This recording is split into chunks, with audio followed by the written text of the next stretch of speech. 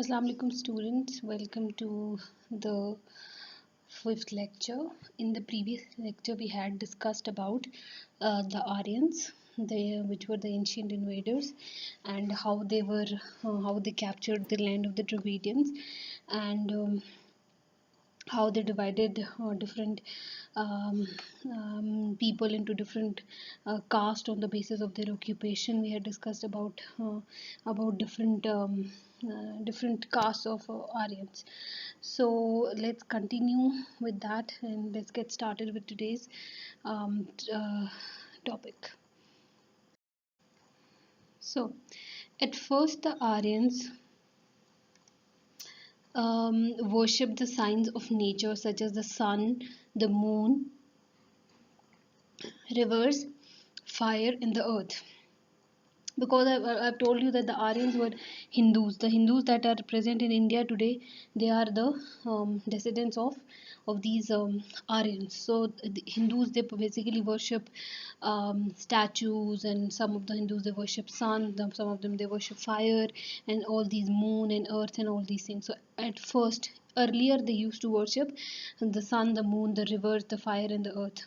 So these slowly changed until they were named gods such as Indra, Vishnu, Shiva, Krishna, and many more. So because as life progressed and as people moved ahead in time, so some of the religions except for Islam, they brought about reforms in themselves.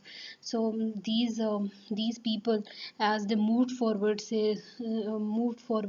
they kind of started worshipping other things, other things than the previous thing they used to worship. So they were like then they if you go to India, you must have heard about these gods they have named like Krishna or Shiva, and they have this history about them. So they started saying that these there are so many gods. In Hinduism, they have a concept of so many gods, different gods. So they name the name of the gods are Indra, Vishnu, Shiva, Krishna, and so many others. These are the Hindu gods of today. So, these, as I've told you, that if you go to India, if you travel to India, because Hinduism is mostly present in India, that is today's India, you will see a lot of temples and different temples, and you will see a lot of different statues of these gods, and they are the gods of Hindus. We know about the early Aryan times from a collection of prayers called the Vedas, which date back 3,000 years ago and are still the basis of Hindu religion. So, there's a collection just like we have Quran Pak, and it's Christianity has Bible. So these different religions have different books and different prayers. So there's this book called there are these Vedas, which is the prayers of Hindu religion. So they we know all about them from these Vedas, from these prayers, from so if you study deeply about religion, then you're going to get to know about these from Vedas, about the Hindu religion and about Aryans. The Aryans 3,000 years back and still in the basis, the Aryans spoke Sanskrit. So the language that they spoke was Sanskrit, which is important. Why is it important? As it is the basis of the Indian language Hindi and most of modern European languages today. So why Sanskrit is important, this is a question. So why is it important? Because it is the basis of the Indian language Hindi is basically the language, official language of India, and it is the official language because it is the basis, it is a prototype of the Hindi, and other also several languages of the European countries. So this is why Sanskrit is important. So now this is a table. Let's see what does it say. So in Sanskrit, Deva means God. In Latin, it is called as Deus. In French, it's called Dio, and in English, it is called deity. In Sanskrit, word is called Agni, the fire, and in Latin, it is called Ignis, incendiary and ignite, and um, this is Pitar, which means batter in language, or what? How is it pronounced in French? Is Pere, and father and paternal in English, Raja, which means ruler, or Latin it means Rex, and Roy in French, and in English regal or royal. So These are some of the words of Sanskrit which are pronounced in Latin this way, and in French in this way, and in English it is the words are in this way. So you should know the importance of Sanskrit, and which gods, which things the Aryans used to worship first, and later they switched to what. So the Persians. Now let's talk about the Persians. Okay, so Persia, which is the modern day Iran, nowadays it is called Iran, became a wall-like nation in the 6th century BCE. They captured a huge empire which stretched from Greece and Egypt in the west to the northwestern India. As you can see the picture, the Persian Empire in the 6th century. So this is the Persian Empire in the 6th century. So if you are going to search more about it on the internet, you're going to find out what these countries now are, these cities now are. So this is Mediterranean Sea, Black Sea. This whole thing was the Persian Empire. This was the Captain Sea. This was the Gulf, the Red Sea, and this whole was the Persian Empire. So the Persians, they captured a huge empire which stretched from Greece and Egypt in the west to the northwestern India. So they conquered the Gandhara kingdom and made their capital in the subcontinent at Texla, which later became a great center of art and learning. The Persians brought important new ideas.